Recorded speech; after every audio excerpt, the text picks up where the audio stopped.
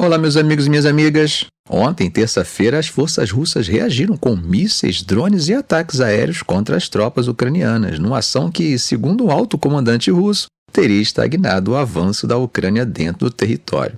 Relatos de blogueiros de guerras russos indicam que os combates na frente de Kursk foram intensos, com os ucranianos tentando ampliar o controle sobre a região. Porém, segundo esses mesmos relatos, a Rússia tem reforçado suas tropas com soldados e armamento pesado, repelindo muito dos ataques ucranianos.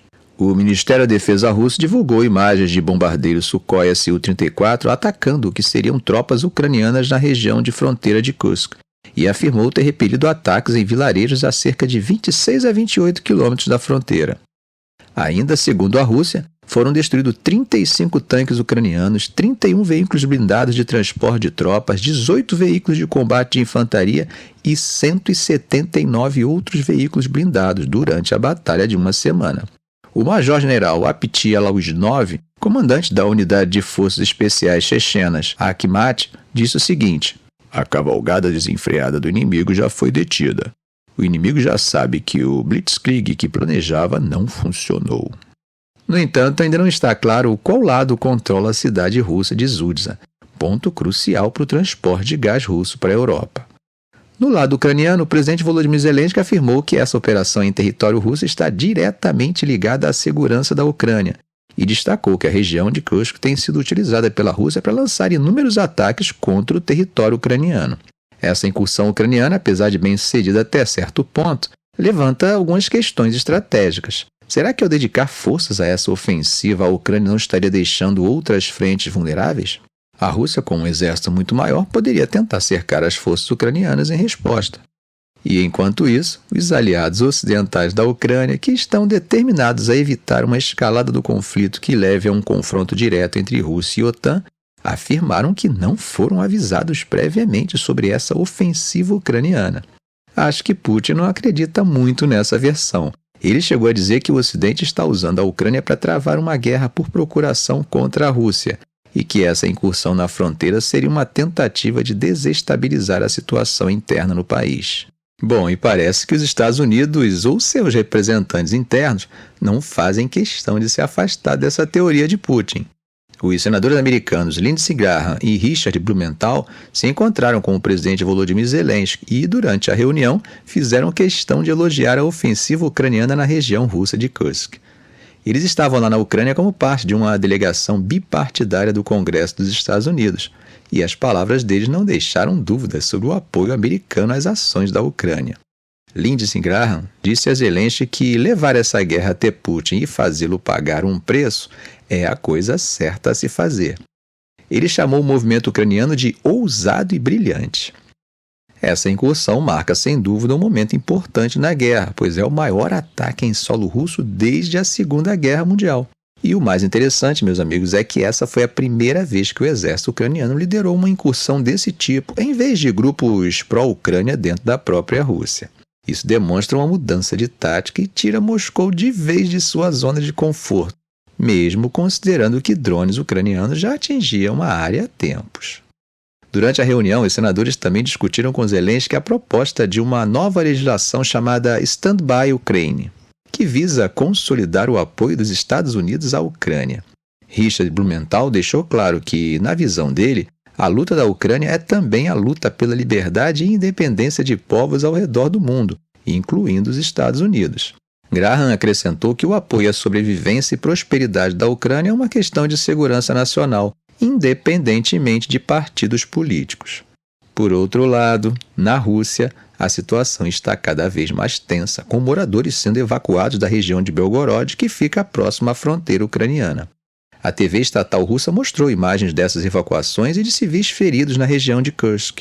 Em Belgorod, uma mulher foi ferida no braço após o carro em que estava ser atingido por disparos e um jovem de 20 anos, Danil Tumayev, contou como tentou salvar sua avó e seu irmão mais novo durante um bombardeio de artilharia. O governador de Belgorod, Vyacheslav Gladkov, descreveu a manhã da segunda-feira como alarmante e anunciou a evacuação de pessoas de um distrito perto da fronteira ucraniana. No entanto, gente, do lado ucraniano, a situação continua tensa. Nas últimas 24 horas, as forças russas intensificaram seus ataques na frente de Pokrovsk, no leste da Ucrânia. Segundo as informações do exército ucraniano, esse foi o maior número de batalhas registrado em um único dia nessa área em uma semana. A situação é bem crítica. De acordo com o último boletim do Estado-Maior ucraniano, foram 52 batalhas só na frente de Pokrovsk nas últimas 24 horas. Um aumento claro em relação aos números anteriores, que variavam entre 28 e 42 por dia na última semana. Esse número é maior desde o início de agosto, antes de Kiev lançar esse ataque cruzando a fronteira para Kursk. Os ataques russos mais recentes estão concentrados nas vilas de Rodivka e Zelane, que ficam a cerca de 20 km de Pokrovsk.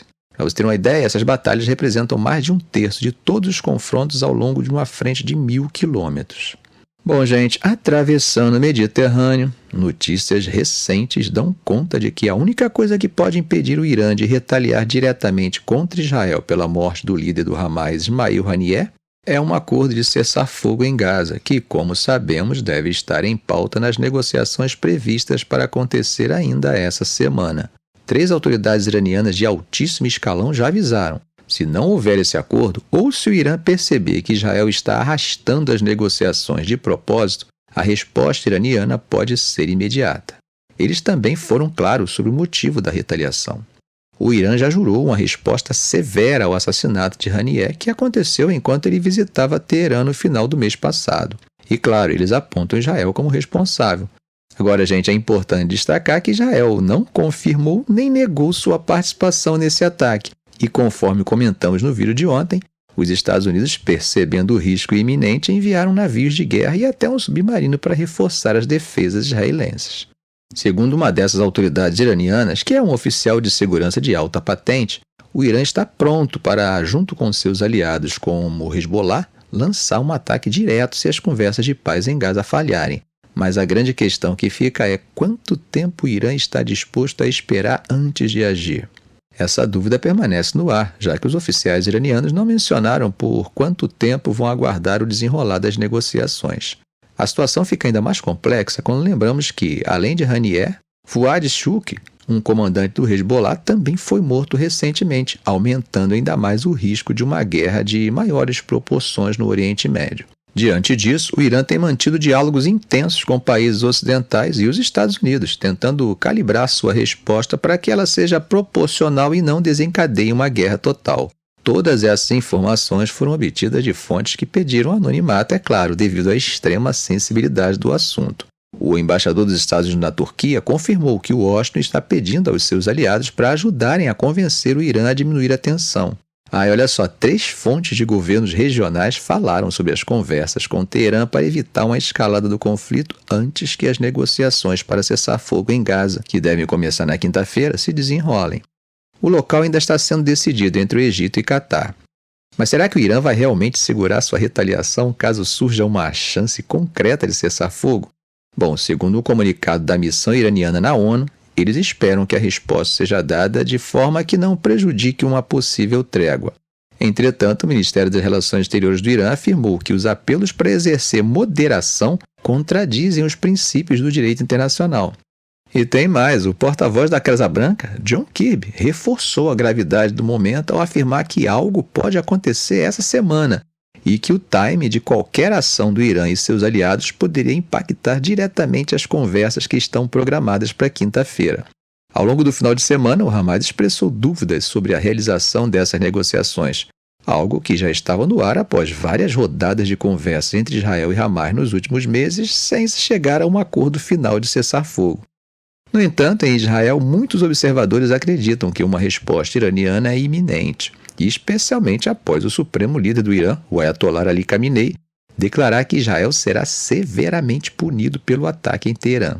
Vamos lembrar que a política regional do Irã é estabelecida pela Guarda Revolucionária, uma elite militar que responde diretamente a Khamenei, o líder supremo do país. E desde que o novo presidente moderado do Irã, Massoud Pezeshkian, assumiu o cargo no mês passado, ele vem reafirmando a postura anti-Israel do Irã e o apoio aos movimentos de resistência em toda a região. Meir Litvak, um pesquisador na Universidade de Tel Aviv, no Centro de Estudos Iranianos da Aliança, acredita que o Irã vai priorizar seus próprios interesses antes de ajudar seu aliado Hamas, mas que também não quer uma guerra em larga escala. Segundo Litvak, os iranianos nunca subordinaram suas estratégias e políticas à necessidade de seus proxies ou protegidos. Segundo ele, um ataque é provável e quase inevitável, mas o que ele não sabe é a escala e o timing desse ataque. Said Lailais, um analista baseado no Irã, ofereceu uma perspectiva interessante. Ele disse que os líderes da República Islâmica agora estão inclinados a trabalhar em prol de um cessar-fogo em Gaza, para obter incentivos, evitar uma guerra total e fortalecer sua posição na região. Lailais mencionou que, embora o Irã não tenha participado do processo de paz em Gaza anteriormente, agora ele está pronto para desempenhar um papel-chave nas negociações. E não é só isso. 2 das fontes iranianas mencionaram que o Irã está considerando enviar um representante para as negociações de cessar-fogo. Esse representante não participaria diretamente das reuniões, mas acabaria se envolvendo em discussões nos bastidores para manter uma linha de comunicação diplomática com os Estados Unidos enquanto as negociações prosseguem. Agora, não houve uma resposta imediata de Washington, Catar ou Egito sobre essa possível participação indireta do Irã nas conversas. Só para fechar essa parte, 2 fontes próximas ao Hezbollah no Líbano disseram que Teherã vai dar uma chance às negociações, mas não vai abrir mão de sua intenção de retaliar. Um cessar-fogo em Gaza, segundo uma dessas fontes, daria ao Irã a oportunidade de realizar uma resposta simbólica menor. Ficamos por aqui. Se esse vídeo foi útil para você, faça um comentário, compartilhe em suas redes sociais, dê um like. E é claro, se ainda não for inscrito, inscreva-se no canal e ative o sininho para não perder os próximos vídeos. Ok, gente? Um grande abraço do professor Arão Alves.